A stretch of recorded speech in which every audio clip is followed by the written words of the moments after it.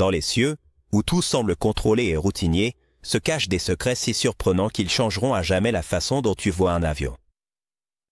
Des codes sur les cartes d'embarquement qui peuvent révéler plus que tu ne l'imagines aux espaces cachés où l'équipage se repose à l'insu des passagers. Et que se passe-t-il lorsque quelque chose d'aussi inattendu qu'un éclair frappe un avion? Nous verrons les mystères les plus fascinants et méconnus des vols commerciaux. Numéro 1. L'embarquement et le code de la carte.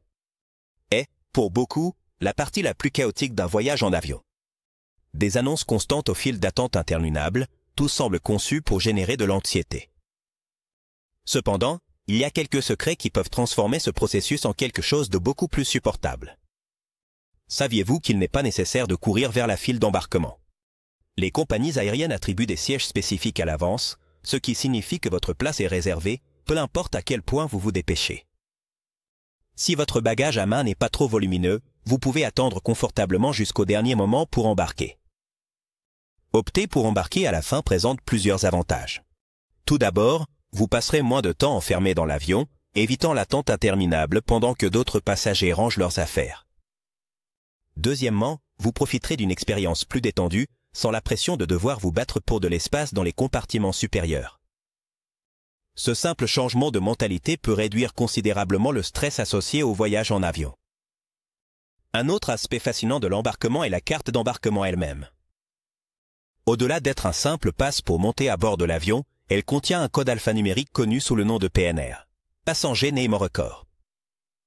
Ce code est comme une clé maîtresse qui ouvre un dossier détaillé contenant des informations sur chaque passager. Il inclut des données telles que votre nom, date de naissance, itinéraire de vol et, dans de nombreux cas, des informations financières utilisées pour l'achat du billet. En raison de cette richesse de données, il est essentiel de manipuler la carte d'embarquement avec précaution. La jeter imprudemment pourrait mettre en danger votre vie privée et votre sécurité. Saviez-vous que les cartes d'embarquement peuvent également contenir des informations sensibles sur vos habitudes de voyage? Par exemple, les compagnies aériennes peuvent utiliser les données stockées dans le PNR pour analyser vos destinations fréquentes et préférences de siège. Cela ne fait pas seulement améliorer leur service. Mais cela soulève également des questions sur la quantité de données personnelles que nous sommes prêts à partager sans nous en rendre compte. Un détail important est d'éviter de partager des photos de votre carte d'embarquement sur les réseaux sociaux. Bien que cela puisse paraître inoffensif, les codes imprimés dessus peuvent être utilisés par des tiers pour accéder à vos informations. Même si vous couvrez le code barre, les informations visibles peuvent suffire à quelqu'un avec de mauvaises intentions pour compromettre votre sécurité. Numéro 2. Code, siège et contrôle supplémentaire. C'est l'un de ces détails que de nombreux passagers négligent en vérifiant leur carte d'embarquement, mais qui peut changer complètement leur expérience à l'aéroport. Ces 4 lettres, qui signifient sélection secondaire de contrôle de sécurité, ne sont pas simplement un ensemble aléatoire de caractères.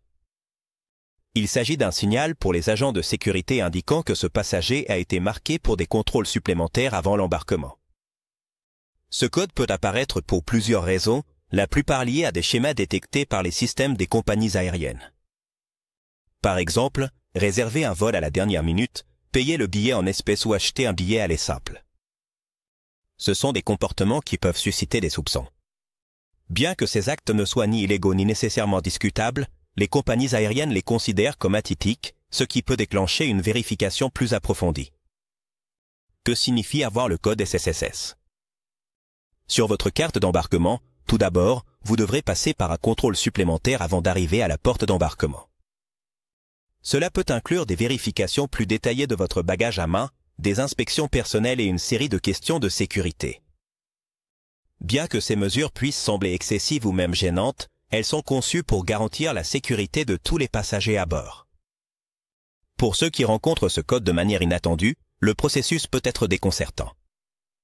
Cependant, il est important de rester calme et de coopérer avec les agents de sécurité. Après tout, il ne s'agit pas d'une accusation, mais d'une mesure préventive. La plupart des passagers qui passent par ce contrôle supplémentaire ne rencontrent plus d'inconvénients une fois la vérification terminée. D'un autre côté, si vous êtes un voyageur fréquent ou quelqu'un qui a vécu ce processus à plusieurs reprises, vous pourriez vous demander pourquoi vous êtes toujours sélectionné. Bien que les systèmes de sécurité soient généralement assez précis, ils ont aussi une marge d'erreur. Dans certains cas, certains noms ou comportements peuvent être incorrectement associés à des activités suspectes. Ce qui conduit à des vérifications récurrentes. Numéro 3. Impact des collisions avec des oiseaux. Entre les avions et les oiseaux, c'est un problème plus courant que beaucoup ne l'imagineraient. En fait, rien qu'aux États-Unis, plus de 13 000 incidents de ce type sont signalés chaque année. Bien que la plupart de ces rencontres ne provoquent guère plus qu'une frayeur pour les pilotes et les passagers, certaines peuvent avoir des conséquences graves, surtout si elles affectent des parties critiques de l'avion, comme les moteurs.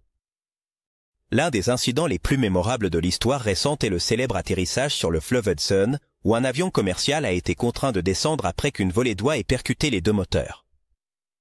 Ce cas illustre le risque que représentent les oiseaux pour l'aviation et comment même les événements les plus improbables peuvent se produire. Les aéroports du monde entier ont mis en place des mesures créatives pour atténuer ces risques. Par exemple, à l'aéroport national Reagan, en Virginie. Les contrôleurs utilisent des canons qui tirent des balles à blanc pour éloigner les oiseaux de la zone. D'autres aéroports optent pour des méthodes plus naturelles, comme l'utilisation de faucons entraînés qui patrouillent dans le ciel, maintenant à distance les espèces plus petites. Dans certains endroits, comme l'aéroport de Salt Lake City, on utilise même des cochons pour contrôler le problème. Ces animaux aident à éliminer les nids de mouettes et d'autres oiseaux qui pourraient être trop proches des pistes. Pendant ce temps, les aéroports en France ont expérimenté avec des écrans LED qui affichent des yeux géants et menaçants, un épouvantail technologique conçu pour éloigner les oiseaux. Bien que les oiseaux représentent le défi le plus visible, d'autres facteurs naturels affectent également les vols. Les tempêtes de grêle, par exemple, peuvent causer des dommages significatifs aux avions, allant des bosses sur le fuselage aux fissures dans les fenêtres. De plus, des phénomènes comme les courants ascendants d'air peuvent compliquer les décollages et atterrissages, exigeant le meilleur des compétences des pilotes. Cependant, tout n'est pas adversité. Les avancées technologiques ont permis de développer des systèmes de détection précoce qui identifient les volées d'oiseaux à proximité et ajustent les opérations de l'aéroport pour éviter des rencontres dangereuses. Ces systèmes, combinés avec les efforts au sol, ont réduit de manière significative le nombre d'accidents graves. Numéro 4. Dommages causés par les tempêtes et la foudre. À 30 000 pieds d'altitude, les avions font face à des conditions météorologiques qui peuvent aller de la légère turbulence à l'impact d'un éclair ou d'une tempête de grêle. Bien que les passagers ne perçoivent pas toujours le risque, ces situations présentent des défis significatifs pour l'aéronautique. Heureusement, les avions modernes sont conçus pour résister même aux conditions les plus extrêmes. La grêle est particulièrement dangereuse. Ces boules de glace peuvent varier en taille, allant de petits cailloux à de véritables rochers qui détruisent tout sur leur passage. En vol, un avion peut traverser de manière inattendue une tempête de grêle et les conséquences sont dévastatrices. Les dommages peuvent inclure des bosses sévères sur le fuselage, des ruptures sur le nez et le plus dangereux, des fissures sur les fenêtres de la cabine. Une fois, un avion a été tellement endommagé par la grêle que les pilotes ont dû atterrir presque à l'aveugle. Bien que personne n'ait été blessé, les coûts de réparation ont été astronomiques. D'autre part, les éclairs sont une préoccupation constante. On estime que chaque avion commercial aux États-Unis est frappé par la foudre au moins une fois par an. Cependant, ce phénomène n'est pas aussi effrayant qu'il n'y paraît. Les avions sont construits avec des matériaux qui permettent à l'électricité de circuler à travers leur structure et de retourner à l'extérieur sans causer de dommages aux systèmes internes ou aux passagers. Avant d'entrer en service, les aéronefs sont soumis à des tests rigoureux pour garantir qu'ils peuvent résister aux impacts de la foudre sans compromettre la sécurité. Malgré ces précautions, l'impact visuel d'un éclair frappant un avion reste impressionnant. Les lumières clignotantes et le son résonnant peuvent effrayer même le voyageur le plus expérimenté. Néanmoins, il est réconfortant de savoir que ces incidents représentent rarement un danger réel pour ceux qui sont à bord.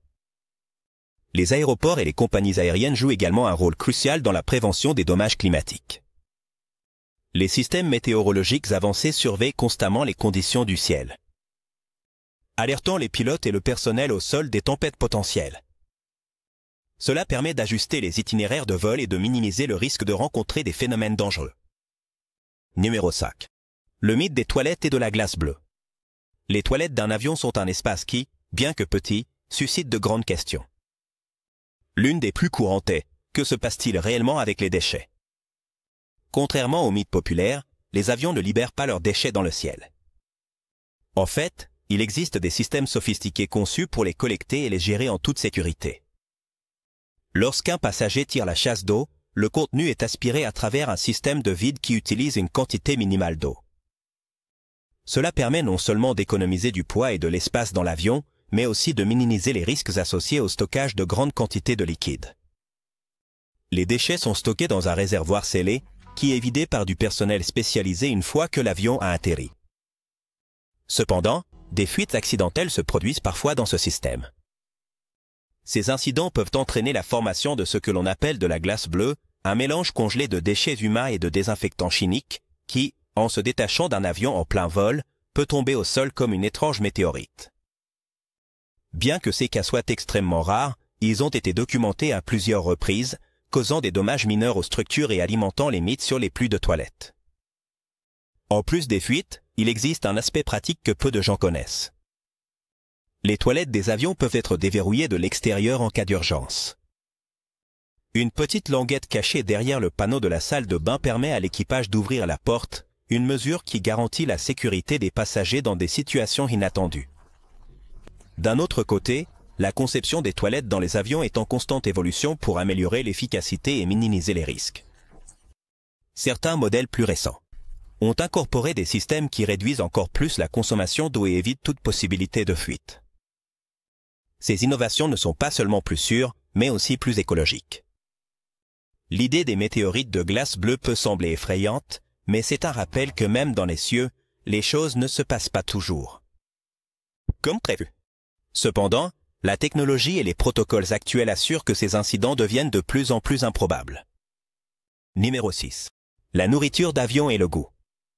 Nous avons tous entendu des critiques sur la nourriture d'avion. Insipide, ennuyeuse, et dans de nombreux cas, décevante. Mais pourquoi la nourriture en altitude semble-t-elle si différente de celle que nous apprécierions au sol? La réponse ne réside pas uniquement dans la qualité des ingrédients ou la préparation, mais dans la façon dont nos corps réagissent à l'altitude et aux conditions de l'avion. Lorsqu'un avion atteint son altitude de croisière, les niveaux d'humidité dans la cabine chutent à des niveaux étonnamment bas, même inférieurs à ceux du désert du Sahara. Cela déshydrate nos papilles gustatives et nos sinus, ce qui réduit drastiquement notre capacité à détecter les saveurs sucrées et salées. En fait, certaines études indiquent que nous perdons entre 15 et 30% de notre perception du goût en plein vol. Face à cette réalité, les compagnies aériennes essaient de compenser en ajoutant plus de sel et de sucre à leur menu, ce qui pour un passager non averti pourrait sembler être un simple steak avec sauce. C'est, en réalité, un repas soigneusement conçu pour se démarquer dans ces conditions extrêmes. Cependant, cette augmentation de condiments n'atteint pas toujours l'effet désiré. Ce qui pourrait sembler délicieux au sol peut paraître médiocre en l'air. Un autre facteur qui affecte le goût de la nourriture dans les avions est le bruit de fond constant. Des recherches ont montré que le bourdonnement des moteurs peut distraire notre cerveau et réduire encore plus notre perception du goût. Curieusement, utiliser des écouteurs à réduction de bruit peut améliorer l'expérience culinaire en plein vol, car cela élimine cette interférence. Non seulement les passagers font face à ces défis. Les pilotes doivent également prendre des précautions spéciales avec leur alimentation. Par protocole, le pilote et le copilote ne peuvent pas consommer le même menu pendant le vol. Cette mesure vise à prévenir que les deux soient affectés par une éventuelle intoxication alimentaire. Si l'un venait à tomber malade, l'autre serait en conditions optimales pour prendre le contrôle. De plus, il y a des différences notables dans les repas servis, selon la classe dans laquelle vous voyagez. Les passagers de première classe peuvent profiter de menus gastronomiques conçus par des chefs renommés, tandis qu'en classe économique, les aliments ont tendance à être plus basiques. Cependant, même les menus les plus sophistiqués font face aux mêmes défis imposés par l'altitude. Certaines compagnies aériennes, comme Singapore Airlines et Etihad Airways, ont choisi d'investir dans des cuisines à bord ou de former leurs équipages pour améliorer la présentation et le goût de leurs plats. Ces initiatives visent à redéfinir la perception de la nourriture aérienne, transformant un besoin basique en une expérience mémorable. Numéro 7. Relations de travail et némésie volante. Piloter un avion peut sembler être un travail de rêve. Parcourir les cieux, voyager à travers le monde et profiter de vues inégalées. Cependant, Peu de gens considèrent le stress et les dynamiques personnelles auxquelles les pilotes font face dans le cockpit. L'une des préoccupations les plus surprenantes dans l'industrie de l'aviation est la compatibilité entre collègues de vol, connue familièrement sous le nom de némésie volante. Le travail d'équipe est crucial dans l'aviation. Les pilotes doivent collaborer étroitement, prenant des décisions rapides et précises qui affectent la sécurité de centaines de passagers. Cependant, non, tous les pilotes ne s'entendent pas bien. Pour relever ce défi, de nombreuses compagnies aériennes permettent aux pilotes de demander à ne pas voler avec certains collègues. Ces demandes sont gérées via des systèmes internes et sont prises au sérieux par les responsables de la planification des vols. Cette mesure n'est pas un caprice. Dans des situations de haute pression, les différences personnelles peuvent devenir des distractions dangereuses. Pendant le décollage et l'atterrissage, des moments critiques qui nécessitent une concentration maximale. Un conflit interpersonnel pourrait affecter négativement la communication et la prise de décision. En évitant de jumeler des pilotes avec des différences irréconciliables, les compagnies aériennes s'assurent que le cockpit soit un espace professionnel et efficace. En plus des tensions interpersonnelles, les pilotes font face à des défis supplémentaires tels que des horaires irréguliers, la fatigue et le poids de la responsabilité. Le travail en cabine ne permet pas d'erreur, ce qui ajoute une pression constante. Pour atténuer ce stress, de nombreuses compagnies aériennes proposent des programmes de bien-être qui incluent un accompagnement psychologique, un entraînement physique et un repos adéquat entre les vols. Un aspect peu connu est que les pilotes doivent également respecter des règles strictes concernant leur comportement en dehors du travail. De l'interdiction de consommer de l'alcool 24 heures avant un vol, aux tests aléatoires de substances, les normes sont conçues pour garantir qu'ils soient dans leurs meilleures conditions. Cela peut limiter leur vie personnelle. Mais c'est un sacrifice nécessaire pour maintenir les normes de sécurité. Cependant, tout n'est pas tension et règles strictes. La camaraderie entre les pilotes peut être l'une des parties les plus gratifiantes du travail. Numéro 8. Le siège le plus sûr en cas d'accident. Le choix du siège dans un avion est souvent basé sur des préférences personnelles. Certains préfèrent la fenêtre pour profiter de la vue, d'autres le couloir pour plus de confort lors des déplacements. Cependant, il y a ceux qui choisissent leur place en se basant sur la sécurité.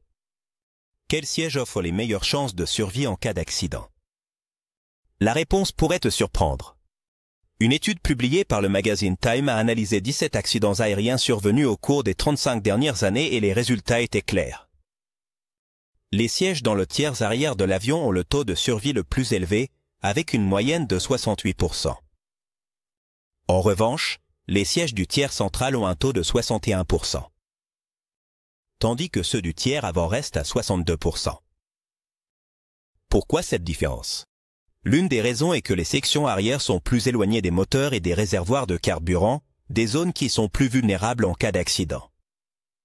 De plus, dans de nombreux accidents, l'impact initial a tendance à se concentrer sur l'avant ou le centre de l'avion, laissant la queue relativement intacte. Dans cette section, les sièges du milieu sont statistiquement les plus sûrs. Bien qu'ils puissent sembler inconfortables car flanqués par d'autres passagers, ils offrent une protection supplémentaire en cas d'impact latéral. En revanche, les sièges côté couloir, bien qu'ils soient pratiques pour s'échapper rapidement, ont moins d'amortissement contre les chocs latéraux. En plus de l'emplacement, la probabilité de survie dépend également de facteurs tels que la rapidité avec laquelle les passagers réagissent en cas d'urgence. Pour cette raison, les agents de bord insistent toujours pour écouter les consignes de sécurité et localiser la sortie de secours la plus proche. La capacité d'agir avec calme et rapidité peut faire la différence dans des situations critiques. Bien sûr, il est important de se rappeler que les accidents d'aviation sont extrêmement rares. Les statistiques montrent que voler reste une des façons les plus sûres de voyager. Vos chances d'être impliqué dans un accident d'avion sont très faibles. Elles sont d'environ 1 sur 3 millions. Cependant, pour ceux qui souhaitent maximiser leur sécurité, choisir un siège à l'arrière peut offrir un peu plus de tranquillité d'esprit. Dans un monde où les décisions de siège sont souvent basées sur des préférences de confort, l'information sur la sécurité peut changer la perspective.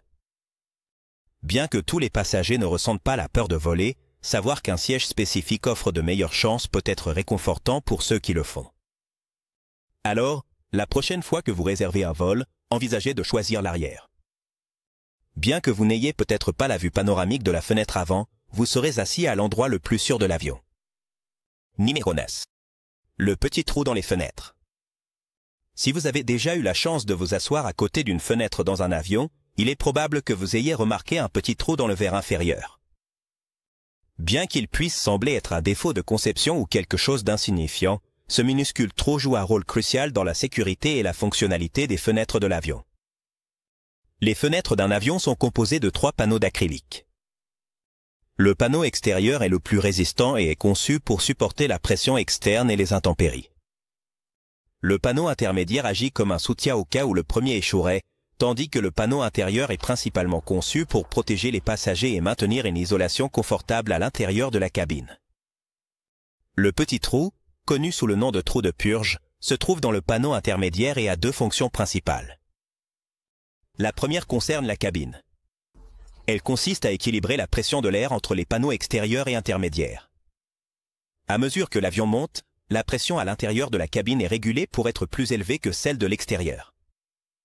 Sans ce trou, la différence de pression pourrait se concentrer sur le panneau intérieur, augmentant le risque de rupture. La deuxième fonction du trou est de prévenir la condensation et la formation de givre sur les fenêtres. À 30 000 pieds d'altitude, les températures à l'extérieur peuvent descendre à des niveaux extrêmes. Sans ce petit évent, l'humidité emprisonnée entre les panneaux pourrait geler, bloquant la visibilité des fenêtres et affectant l'expérience de vol. Bien que ce design soit extrêmement efficace, il n'est pas exempt d'entretien. Les équipes techniques des compagnies aériennes inspectent régulièrement les fenêtres pour s'assurer que tous les panneaux et le trou de plonge fonctionnent correctement.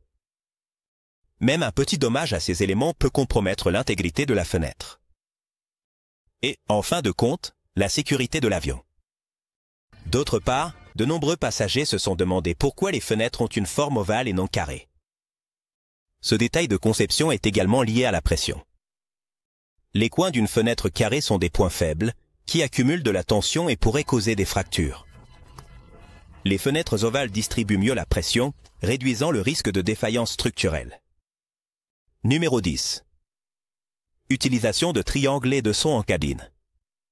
Pendant un vol, il est facile de se distraire avec des films, des livres, ou simplement en regardant par la fenêtre.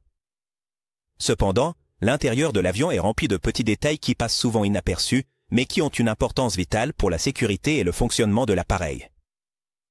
2 de ces éléments sont les petits triangles sur les parois de la cabine et les sons caractéristiques que l'on entend pendant le voyage. D'abord, parlons des triangles. Si tu observes attentivement les parois intérieures d'un avion, tu remarqueras de petits triangles, généralement noirs ou rouges, placés stratégiquement près de certaines fenêtres. Ces marqueurs ne sont pas là pour simple décoration. Leur but est d'aider l'équipage à identifier rapidement les meilleures fenêtres pour observer les ailes de l'avion. C'est crucial lors des inspections visuelles que les agents de bord peuvent effectuer en plein vol.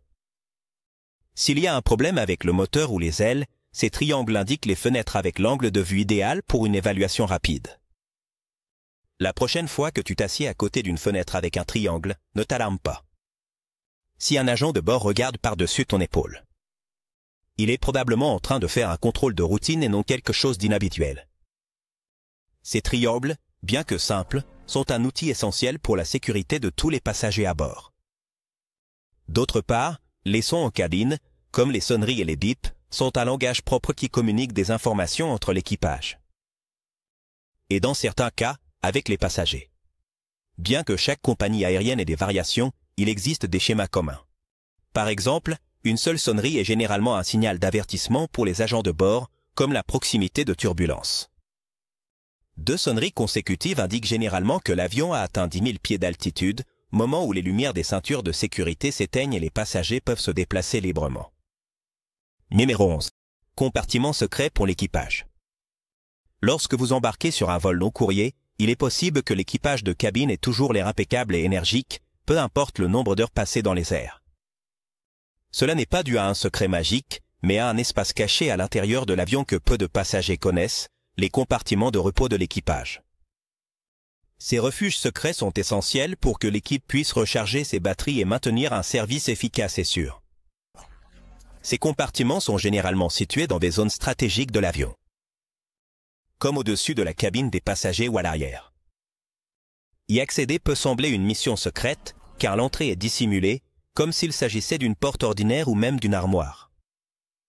En franchissant cette porte, les agents de bord montent des escaliers étroits qui les mènent à un espace spécialement conçu pour se reposer. À l'intérieur, les compartiments ont généralement des couchettes individuelles équipées d'oreillers, de couettes et de ceintures de sécurité à utiliser en cas de turbulence. Bien que l'espace soit réduit, il est conçu pour offrir le plus haut niveau de confort possible. Les compagnies aériennes les plus luxueuses, comme Singapore Airlines, offrent même des têtes d'oreiller en soie et des cabines privées pour leur équipage, un luxe peu commun, mais très apprécié.